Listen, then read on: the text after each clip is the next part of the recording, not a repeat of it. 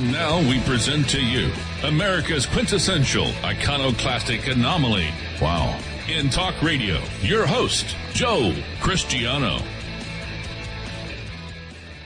If you're anything like me, or probably the average American, you would be right now totally sick and tired of all of the programs that have been initiated to restore the American Republic. It seems that all we need to do is design a new department, have a new program, enact new legislation, revise old legislation, spend more money on our school system, and bingo! Geez, everything would be fine, provided we just elect the person who's telling us this needs to be done. Now, we've done that now for about 100 years or so, and it hasn't worked. If you are frustrated and sick and tired, allow me to suggest something today. I am going to suggest something as the final alternative, and I think this will work. What if there was, in fact, a way to transform America to its former greatness? An America where the Constitution reigned, where freedom rung free. What if? What if? I want to play a what if with you guys today. I like it. Yeah. What if we were able to motivate our children to think and want to learn? What if there was a way to improve actual school attendance while reducing the national debt all at the same time? What if there was a way to virtually eliminate all unnecessary conflicts, foreign conflicts, without marches on Washington, without riots in the streets, without strikes anywhere, totally nonviolently, in fact, absolutely silently? What if we're able to regain the respect of people around the world as we had 100 years ago, when we were the beacon of light for freedom, for hope around the world? What if we were able to reduce crime, and most importantly, at the same time, render what the Main Street media tells us useless? In other words, place them in a position when they know that their words are no longer effective, that what they are telling us we are no longer listening to because we, in fact, know better. What if we had a program that actually made us feel better about ourselves? How about eliminating the fear that our young men and women would come home in body bags, or dismembered, or psychologically handicapped? What if we had a program that reduced the role of government in our lives and eliminated the need for all these government wars, such as the war on terror? What if we, at the same time, could reduce the amount of unnecessary energy consumption, reduce our reliance on government as we finally realize their true intentions, but most importantly, make us proud to serve our country and be proud to be Americans again? What if we can do this without any more government programs, with no bureaucracy, without increasing the size and scope of any entity whatsoever? This would not take a revolution, would not take a sit-in, wouldn't require that we march on Washington, strike in the streets, riot, or anything like that. It would be a peaceful revolution, and there's only one requirement and only one action that needs to take place. Just this one. Now, no one has ever said this before. I have never read this before in this context.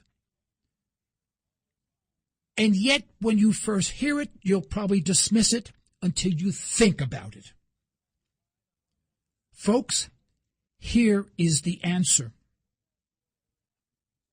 And this, at the same time, would render the two-party political system and the criminals in Washington useless. Here is the answer. And I want you to listen to this, and I want it to sink in. All we need to do is when we speak to our students, when we become the moderator in the classroom during history class, there's only one requirement, and that is we tell the truth. That's all it requires. Let me repeat that. The teacher acting as a moderator in history class, the only thing that is required of the teacher is to tell the truth. Now, I'm sure some of you are thinking to yourselves, what the heck does that have to do with all the other things that you just said? Let's walk through this slowly. Let's assume for a second that our teachers talked, when they talked about the wars, they spoke the truth. They did their research. They went through the archives. They read books by people who have traveled around the world who looked at the wars from all angles. And I'm talking about the documented truth, not people's opinions. And you found that most of the wars that we found, if not all of them, were started because of false flag operations. World War I, for example, we violated all the conventions of war by shipping armaments on passenger ships. That is the same, folks, as placing innocent men and women, civilians, in front of your cannons and saying, don't fire back because you might kill innocent men and women and children.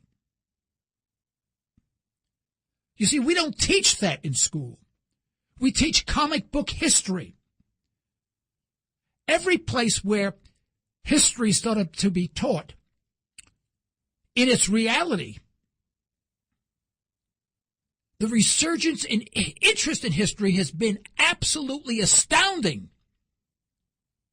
And what they found, what students would start doing, instead of just listening, they started questioning. And everything the teacher said, they started to question and debate with the teacher. They started to read on their own.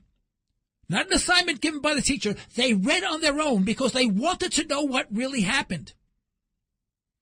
What if, instead of showing pictures of Columbus discovering America and all the subsequent explorers, especially from Spain, that came to the supposedly New World, instead of showing them landing here and having a nice party and everyone's happy, that they showed that when they came here, they subjugated the people.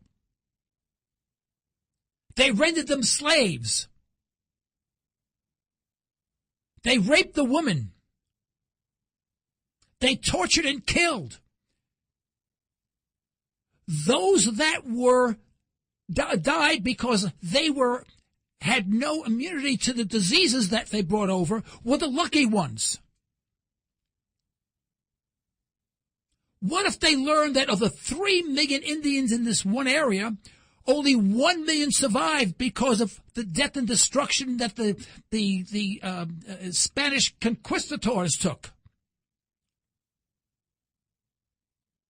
Would that give you a different bearing on history? Would that give you a different understanding of history? But even more importantly, because we're so Eurocentric, what if we learned that 6,000 years ago, there is evidence that people came from the African continent. Yes, folks, Negroes, people of the Negro race, landed in North America. The evidence is because there are stone carvings of people with Negro features that are near 6,000 years old as best as they can determine. So when we say we discovered America, we were just 5,000 years or so late on that. What if we taught real history? What if in our history books it said, hey, guys, the Vietnam War, we defoliated a country, killed 1 million people, and we have no idea why, and we initiated that war because of a false flag operation at the Gulf of Tonkin, and even the government now will admit never existed. The same thing with World War II. You think that was a surprise attack? Read your history. What about, and all of our great presidents, they were all warmongers. What about Theodore Roosevelt? Felt that the Caribbean really belonged to us. We overthrew all of the leaders in the Caribbean, put in our own men our people, who would be obedient to us, who subjugated the people. Then we went to the Philippines and killed 2 million Filipinos. Of course, we had to worry about them at the time. What if we taught history in that manner? How many of our men and women, when they graduated high school, would be right up there, ready to enlist in the Army, Navy, Marines, or whatever, to go to Afghanistan? How many people, after learning history in that vein, would really want to go into the armed services so that they can fight in Iraq and Iran? If we taught the truth, we would render our government useless. It's exactly where it should be, and it's exactly what it is. But we can't do it provided we indoctrinate our children in thinking of American exceptionalism and everything we do is for the good. Let's take a break. To recap, if our children were taught history as it happened and not the way we would like to make them believe, how many of them would volunteer to go into the armed services to fight in wars overseas? If we can answer that question honestly, we may have found a way to end all the needless aggression around the world by the United States. Folks, President Obama refers to American exceptionalism. I take exception to that. I don't know why one person is any different than any other. In fact, a friend of mine just came back from Ecuador, and he thought the people there were exceptional. He said people make less than $2 a day. 90-some-odd% of people make less than $2 a day. They live in what we would consider shacks. They're the happiest people he's ever seen. There are dogs in the street. Everyone takes care of them. Families are together. People work together. They eat healthy foods. Now, this fellow that told me this, that went down there, quite frankly, I'll be honest with you, he's a millionaire. He says, I was so envious, you have no idea. He says, I want to move there. He says, I'd rather live like them than live the way I am right now. And he meant it. And we talk about American exceptionalism. I mean, geez, please, look, 855-866-1170. If you think I'm blowing hot air, give me a call. Please, tell me where you disagree. Please call 855-866-1170. I want to hear from you. So President Obama talks about, or refers to, American exceptionalism. Of course, there's no basis for this adulation. In fact, anything, if we are exceptional, we are exceptionally mean to the world. President Putin objects to this term as he feels that we are all equal in the eyes of God. Which side do you stand on? I mean, I'm not being a wise guy. I'm not being anti-American. I'm just saying it is a sad commentary when you start reading the news or reading what's going on and you have difficulty. You're trying to find a way to agree with the American position.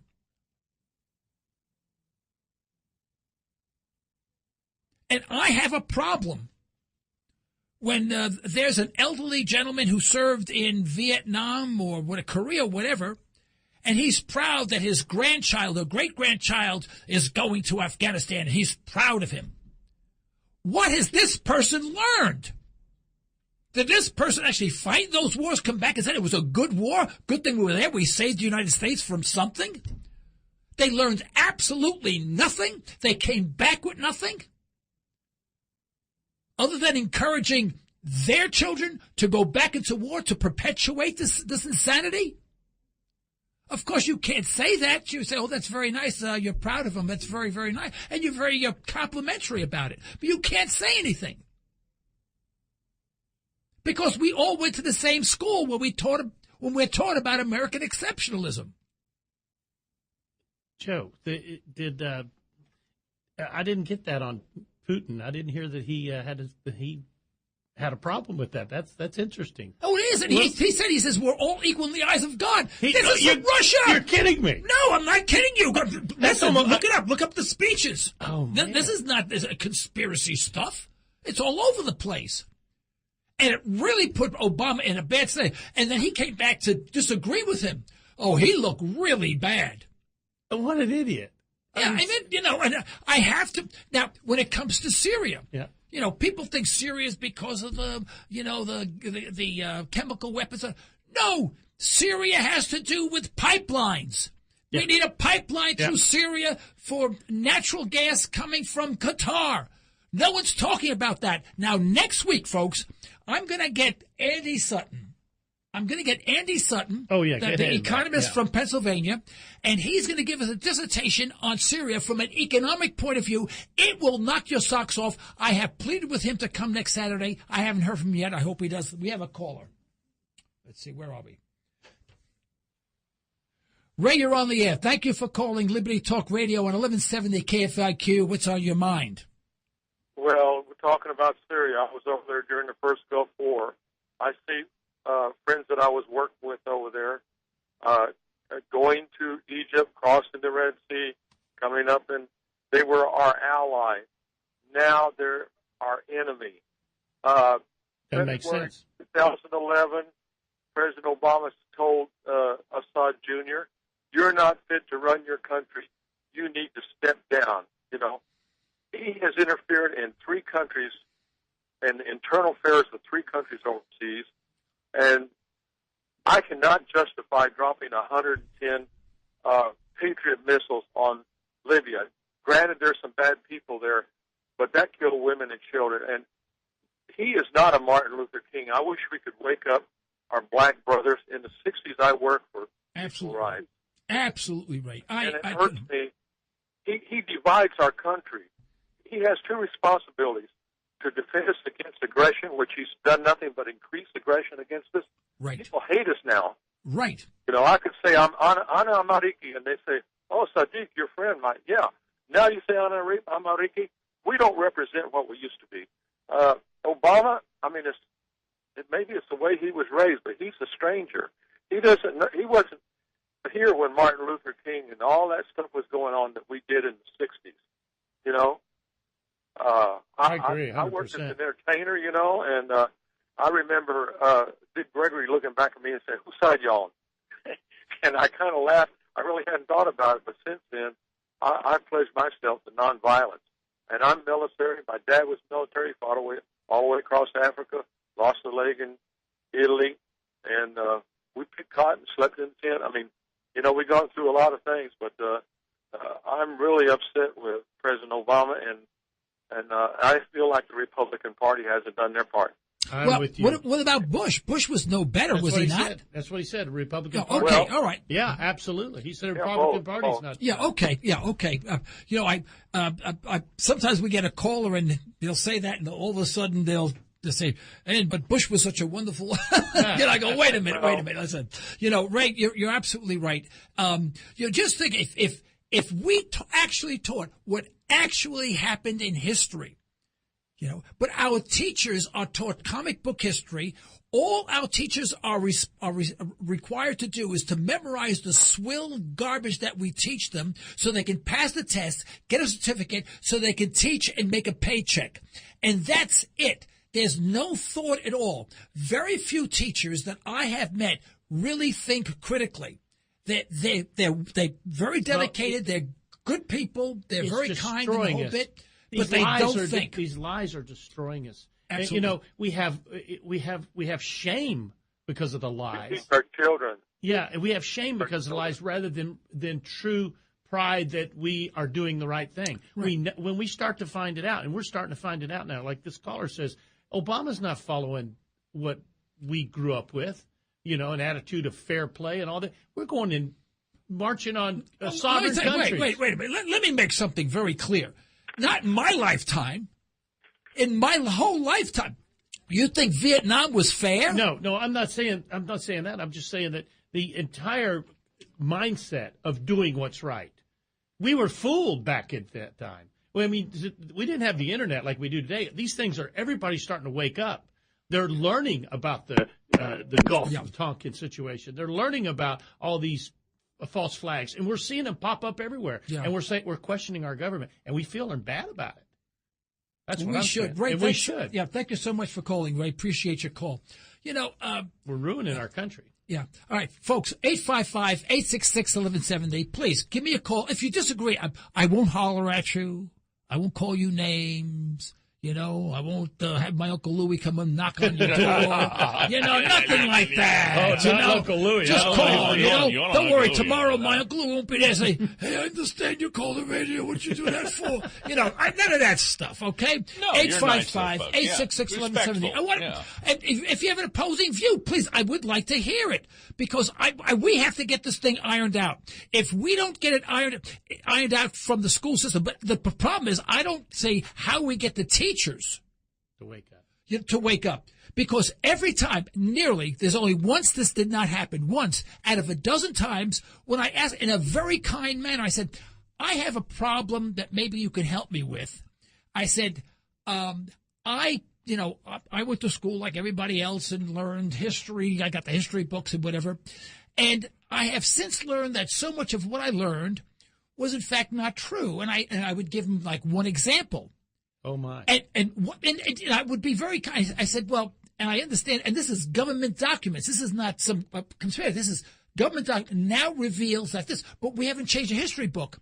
Every single time, they got angry. Well, you don't get a good grade for, making up your own beliefs. You have to regurgitate what they say. That's right. That's the only way. Yeah, and there's no controversy. I said, no, that can't be. The first time I woke up was when I was a sophomore in college. I had this history teacher that was an absolute madman. I don't remember his name. And I went to Pace University, a great college, And this guy, I was in the annex at the time, I remember, because they were building another building, and he would get so excited about history, he would climb on the lectern. He would climb on it. His leg would be over it. He was an amazing guy, And he said this. He talked about a war during the Revolution, don't recall which one, and it was like late February. It was freezing cold. Everyone was starving to death, and the Patriots had won that particular battle, and there were a whole bunch of redcoats left over that were alive. And the history book ends there. He said, let's start there. He said, what do you think they did to those redcoats? March them over to 7-Eleven? And we stood there, and we all thought the same thing. We didn't want to think of it. These guys were starving. They didn't have enough clothing. Wow. These guys did. And some had good meat on them. And he made it very plain and clear. What happens in war is so ugly that you really don't want to know. And this is what we're not teaching, okay? Let's take another break. Let me give you a real live example of something very current, all right? Of course, the war on terror. And we say, well, we justify everything because of the war on terror. And, if it wasn't for the 9/11, the war on terror, all that wants to make me vomit, but that's another story. You want to board an airplane, and you get probed and prodded and everything, right? And felt up, and you got to take your shoes off. You got to, if you have a bottle of shampoo, they put you in jail. All this stupid stuff, right? And that's to ensure that there's no terrorist on the airplane. Has anyone ever lived in New York and taken the New York City subway? I'm taking the subway. Yeah, all right. I did that for 20 years, almost every day of my life. I was a professional strap hanger. I could get around the subway like nobody else, all right? And there are millions, not like thousands, at one airport. There are millions of people taking the subway every day. Let me say this again. Millions of people taking the subway every day. Now, if you were a terrorist and the war and terrorism was really a problem, would you learn to fly a stupid 767 airplane, or would you and your friends just pack in a few, explosives, put your jacket on? You get about, like they did, 6 or 8 guys, Sure, go down, you all one takes the D train, one takes the Lenox Avenue, one takes the 5th, whatever, one takes the IND, the BMT, the other one takes the, IRT, the 3 lines, and you just, get a dozen guys to do it, get in there and boom, you would kill exponentially more people and have a greater impact. How come they haven't done that? I mean, there's no one. You go on a subway, you go down there, you're with a million other, literally thousands of other people, all pushing and shoving each other into train, and you're packed together like sardines. Literally, I mean, like you see these things in Japan where they pack people. I mean, during rush hour, you are packed in. They've over-exaggerated the threat. Well, yeah, but the thing is, Bottom line. why learn to? I mean, if they wanted to make a point. They're saying, you keep on killing our people. You keep on supporting dictators that we never voted in, and you killed or deposed of the democratically elected person that we had in office. We're going to come back. We can't fight you because you're too big, but we're gonna teach you a lesson. It would. In fact, if they did not even want to kill themselves, all they would do is go there. Believe me, there are thousands, and I'm not giving away any secret, like, now they know this, please, there are thousands and thousands of places where they can put a bomb. I mean, they have these lockers. You can put it in there, lock it up, press a button, boom. Well, didn't they do that in the London bomb? Yeah, they did that there. No, yeah, I believe so. Yeah, but in the airports. I don't. Did they do it in the train? It was a public one, I think. Yeah, they did. There was a train bombing in Britain. Yeah. And But why? It would be so easy. You wouldn't blow yourself up. Why are you blowing the place up? You can be up at the coffee shop having a cup of coffee, watching everyone screaming and running around. I mean... Yeah, I know what you're saying. Why didn't they do it more in trains than opposed to... Well, even if they did an airplane, why didn't they follow up with a couple of trains? Could you imagine millions of people being frisked every time they got on a train? Oh, they will. Don't worry. We're coming to that. No one would get to coming work. to that. You're going to be frisked getting in your own car. Yeah, you know what would happen? You would start off work on Monday, and you would get there on Thursday by the time you got through the lines. You might as well walk. But we don't talk this way. We don't talk logically. We don't say, well, why this? Why not that? We just say, 9/11. It's supposed to be like there's this special term that every time we say it, we're supposed to bow our heads and cry or something. Now, I'm not saying it was a good thing. It was a horrible thing, And but I have my thoughts on 9/11 also, which I won't get into. When are we going to wake up? When are we going to demand that our students, our children, are taught real history. And it's been proven. There's a book called Lies My Teacher Told Me. I'm reading it. It is phenomenal. This guy is world-renowned. Most of the book is, a good portion of the book is nothing but footnotes, so you can go back and get the original documents. By James W. Lowen. He's also the author of Lies Across America. I implore everyone to get this book, Lies My Teacher Told Me. He's very respectful, by the way. He's not disrespectful like me. You know, he says, everything your American history books got wrong. And, oh my goodness, and he goes into excruciating detail, and you think to yourself, I was taught all that garbage. All right, let's see what we got. Mark, thank you very much for calling Liberty Talk Radio on 1170 KFAQ. Mark, what's on your mind tonight? Just a couple things. Whenever they deposed Gaddafi, it was due to the money because he was going off of the American dollar for his oils and going to a gold-backed dinar. That's right. Absolutely. You've got it, Mark. Right on. And on Syria and other countries in the so-called Middle East, only Syria and Iran are the only two countries over there that's not under our and the World Bank thumb. Yeah. Now, next week, really, I got to get Andy something on here. He's an expert on this stuff. Yeah. And from a financial point of view. And he talks about the Qatar has X billions of cubic feet of gas, natural gas, that they are trying to get through to the Mediterranean so they can sell to Britain, etc., right? But they can't get it until they can put the pipeline through Syria, okay? But Syria, but if we were nice guys and friends with everyone, this would not be a problem. But the only way that we can get our way is by taking Assad out and putting our own person in like we had every place else. It's a fascinating story. It's amazing.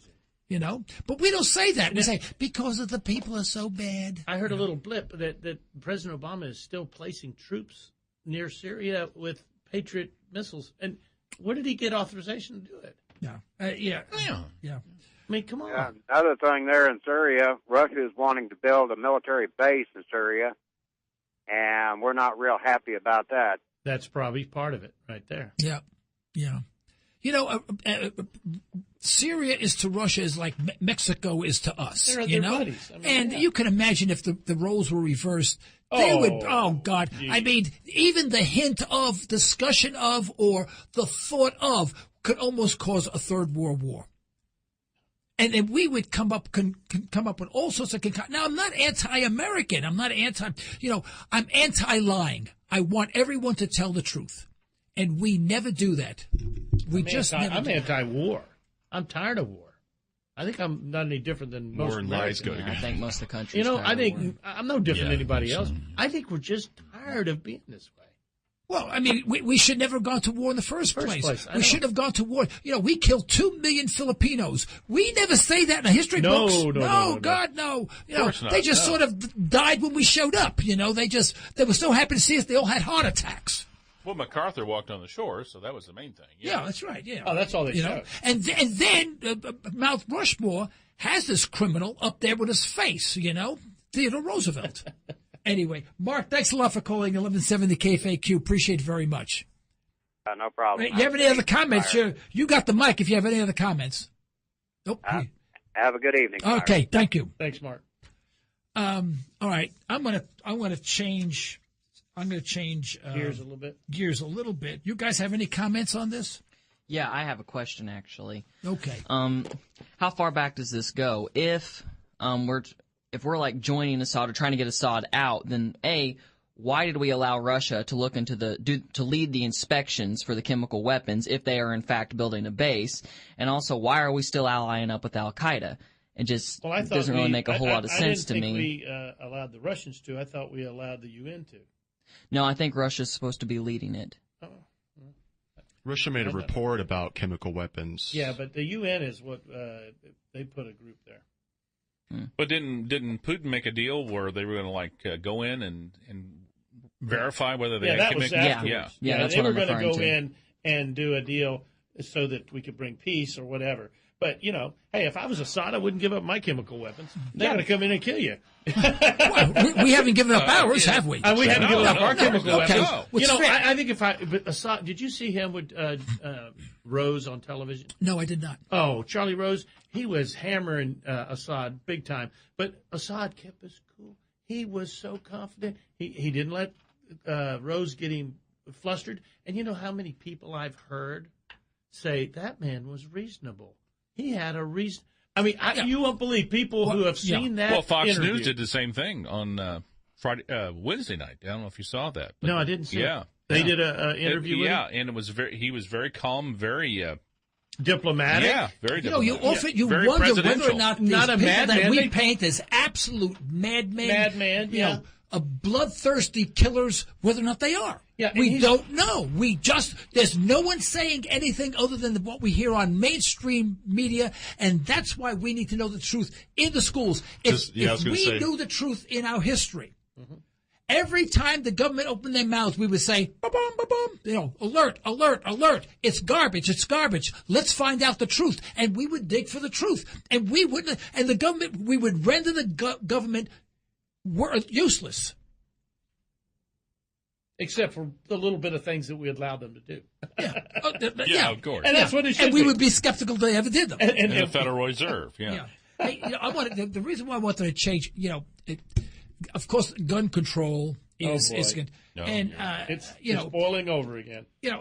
National Public Radio has some excellent programs, but when they get on politics, boy, I just want my stomach the gun turns. issue, they just I can't stand them, and they always have, oh yes, and of course all those people got killed, and what do you think we should do about guns? And I just want to get get that stupid girl off the stupid air, I mean, why are you talking to them?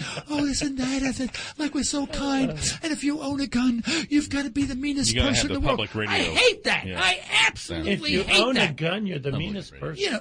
I'm just saying that's what they make it sound like. And this is my beef of the night.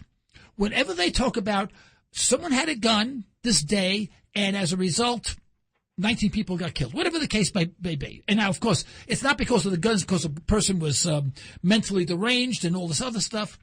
But they never talk about the other side of the equation. And the other side of the equation is that on that same day, how many people's lives were saved because they were carrying a gun? Yeah. All right? Now, there are days where no one is killed via gun. I mean, other than drug wars with gangs, we're not counting those. Those guys are doing that every day, and let them kill themselves. But if there's no one, we can say, oh, today is Wednesday, no one was killed unnecessarily, by some sort of gun violence, but we estimate 1,350 lives were saved because people were allowed to carry guns. Why don't we say that? Yeah, you never hear that. You never hear that. And that's the case.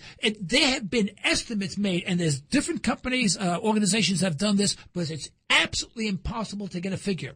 And they said, listen, tens of thousands of lives are saved every year because someone had a gun. They didn't necessarily shoot someone, but they had a gun, and that deterred the crime or probably saved their lives. But we never mention it. I probably shouldn't quote this, but just recently on the regular news, I was shocked, Joe. They had a report of a lady that didn't know how to operate the gun, but just a little bit. Her husband bought the gun; she was against it, and she set it on there, but she knew how to use it. And someone broke into the house, a home invasion, and she had her little baby there, and she scared a guy out of the house. There you go. She took a shot at him. I think she missed. Yeah. And it was a story on the regular news. I thought, boy, that's different. Yeah.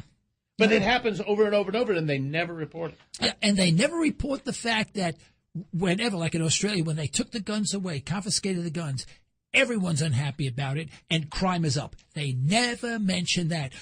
We get comic book garbage every time. We get in our history books, and then we indoctrinate our teachers that way. Our teachers reinforce it, and then if you bring up something reason. different, you're a criminal. Yeah. It's logical reason. Right. Guns don't kill people. People kill people. They use several means to do it. Good people don't use anything to kill people. Now, here's my big beef of the day. You guys want to hear the big beef of the night? I wish I had a fanfare for that. Are you ready? I'm getting hungry. I need a big beef. Come on. Where's the beef? Play some music for me. Okay, here we go. Here we go. We need some music. Okay, here. How about this, Joe? Awesome! Not that You one. had to do Not that. You know why I hate you. You know that. But here's the thing: is that our president and all those other guys, they talk about peace and love and understanding, and then violence is guns is violence. But then you take an innocent man, a young kid, you put him in the army, and you train him. You make him from being just a young innocent kid. You convert him into a killer. And the only difference is that when you convert him, you have to teach him how to kill. And most don't want to do that. You have to teach him how to kill. You make a killer out of him. Then you send him overseas to kill people who have done absolutely no harm to us. But then he wants to take away my gun because he is against gun violence. Where is the logic in that? There's no logic to it. Where's the sin? Nothing. My Absolutely goodness not. gracious, there should be lightning coming down from the heavens on that. Holy Christmas. Come on, it's guys. crazy. It's crazy. We exercise no logic whatsoever. Well, I think what's fascinating is the fact that, for example, one of the shootings was in Chicago this week. Well, that has some of the strictest gun laws in the country, and that place is famous for gun violence.